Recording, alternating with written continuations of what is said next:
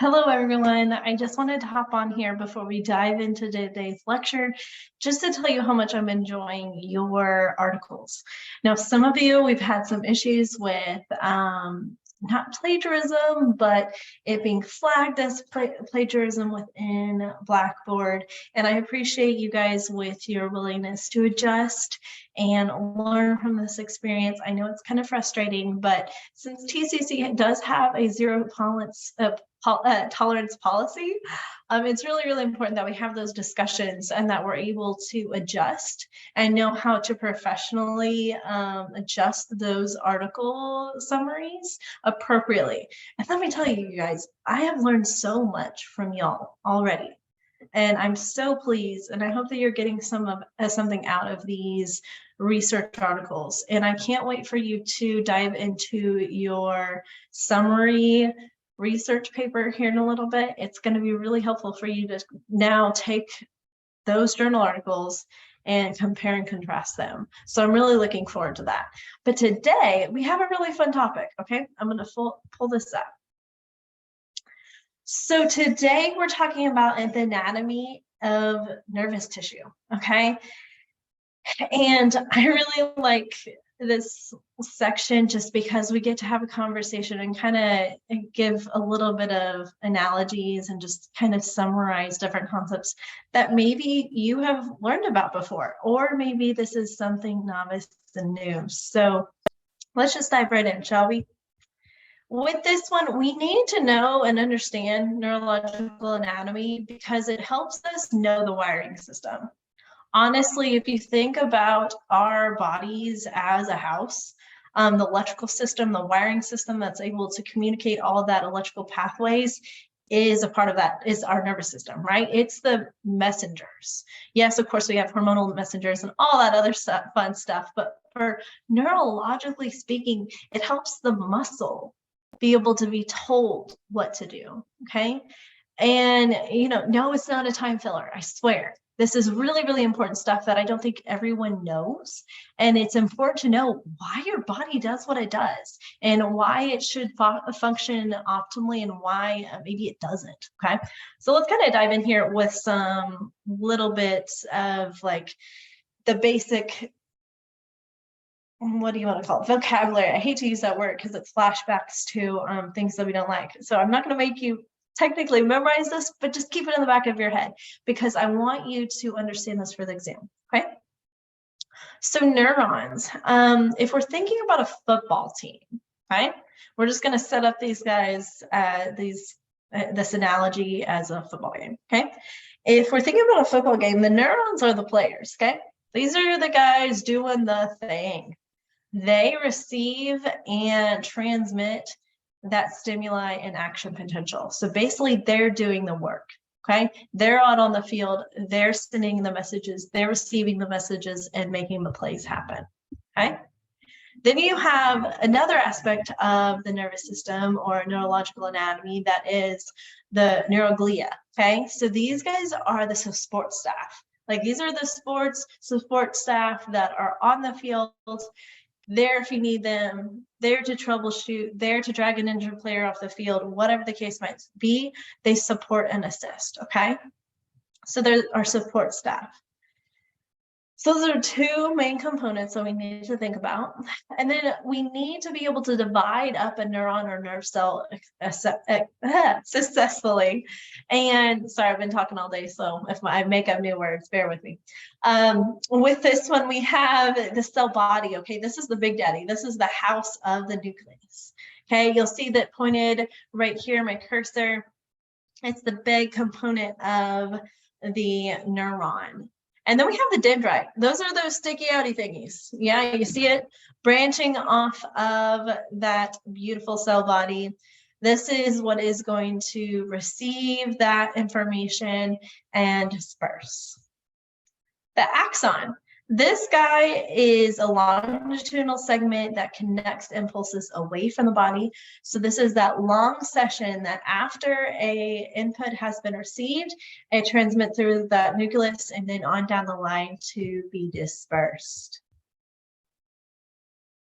I have another thing to note on this is if you think about it as like its intake through that dendrite, then you pass through the neuron down through our beautiful axon. It's kind of like a game of telephone, except very efficient. Okay, because whenever it passes down through this axon, it is covered with different cells that help it have a good transmitted signal. So if you think about it, if we're going back to our electrical house analogy, my husband's an electrician, so he could probably explain this way better than I could.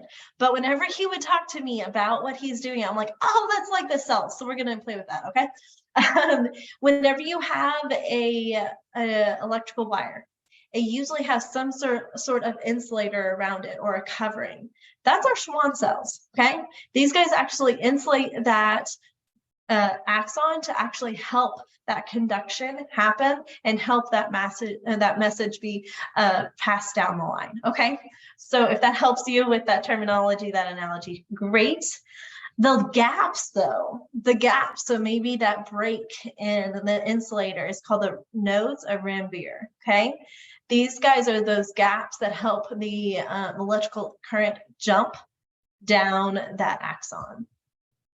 Okay, and again, that's just the basics. I want you to know just some good vocabulary leading into whatever you go into next, but maybe those analogies will sit with you.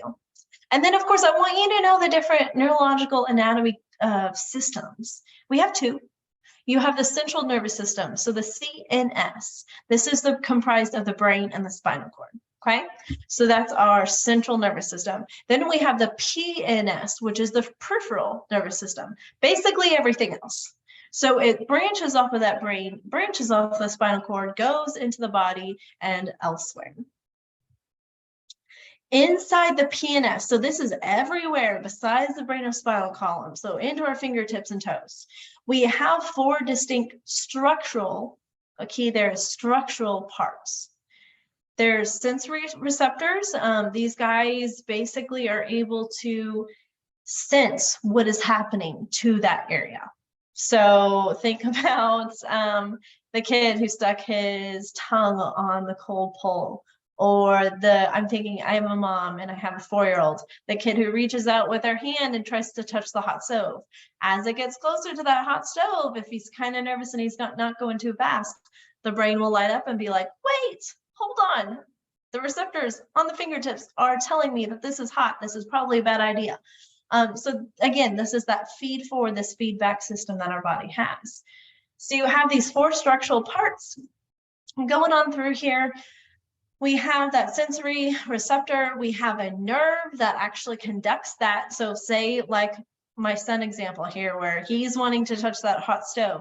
This receptors at his fingertips say, and they send that signal from his fingertips up through that nerve, that longitudinal bundle of nerve cells that connects that sensory receptor that says, uh-oh, to the CNS to process that uh-oh, okay?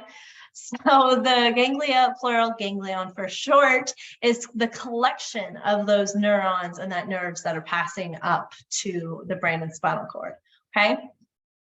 The last structure that we need to be aware of is the plexus. Think of this as the superhighway for your nerves, okay?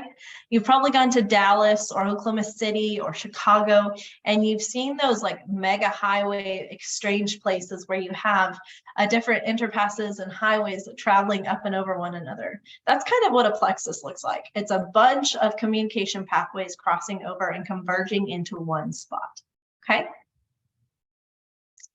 Whew. So that was the structural. We got 4 of them, yeah? The functional parts, this is having to do with what is going on, the function of it, okay? You have the sensory part first. This is also called the afferent nerve.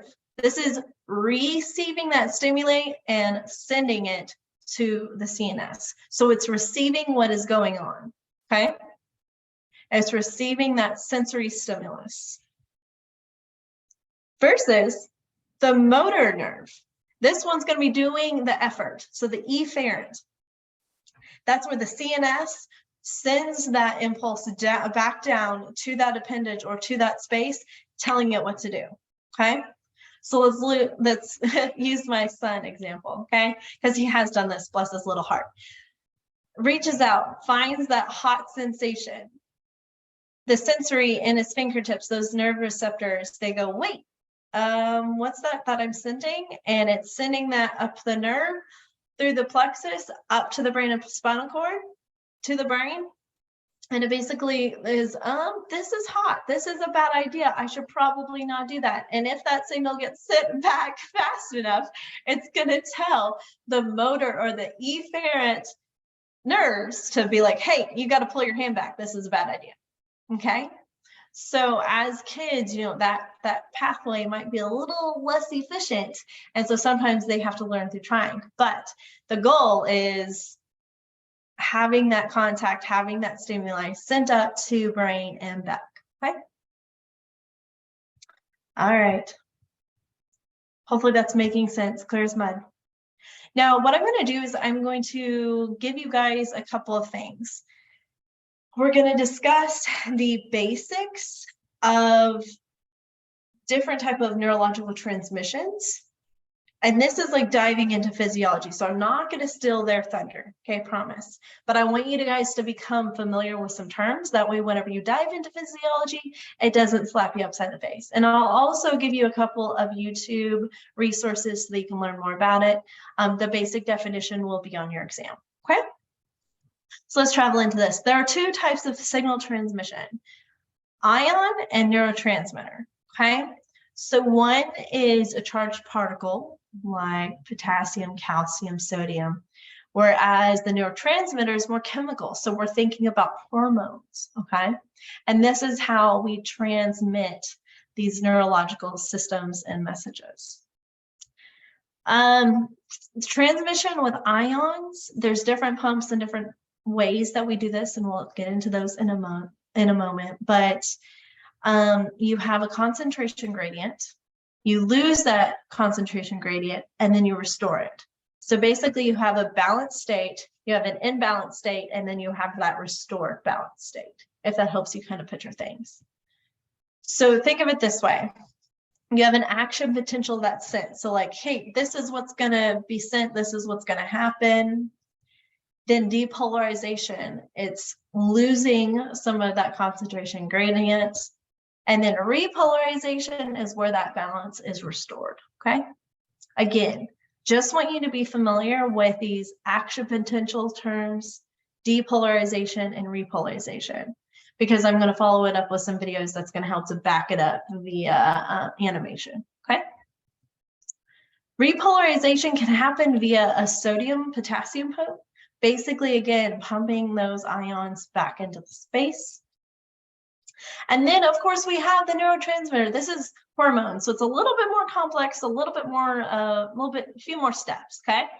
So standby, signal arrives, transmitter transmits, signal received, transmitter returns, okay? And oh, you're probably like, whoa, okay, I don't know what to do with that. Let me explain it out with an example, okay? So again, neurotransmitters are hormones, okay? There's a transmission between two neurons, okay? These chemical highways, these messenger highways, these pathways. Basically, phase one is, hey, something's coming in. That's an action potential. Hey, hold up, we're coming in. And think about that whenever you're at a track race and you have a relay race and somebody's coming to you with a baton. You got to get ready. He's hit that line that lets you know that you have to be alert, okay?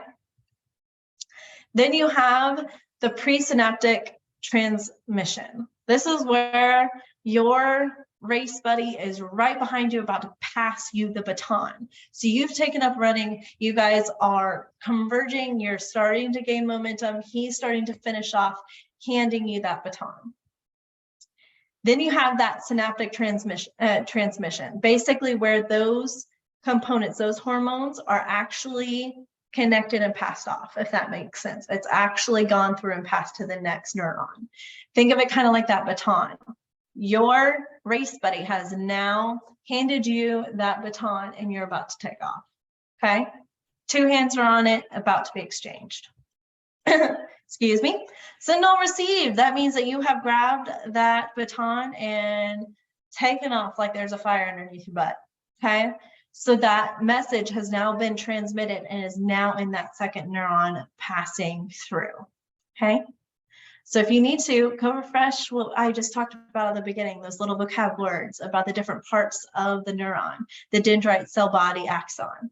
That's exactly what's happening here. It's receiving into that dendrite, pass through that cell body, axon, here comes out the side to the next dendrite, okay? It's all building on itself. And then, of course, after you are flying high and you are going in that race, you have a reestablishment of that active potential and smooth streamline, okay? So to review, I know that was a lot. It's kind of like an express lecture in diving into neurology, but I just wanted to give you a little bit just to get familiar, because sooner or later you're going to have to really dive into it in physiology. And if you found this kind of like, huh, that's weird, that's interesting, then you'll really get into it in physiology and have something to look forward to.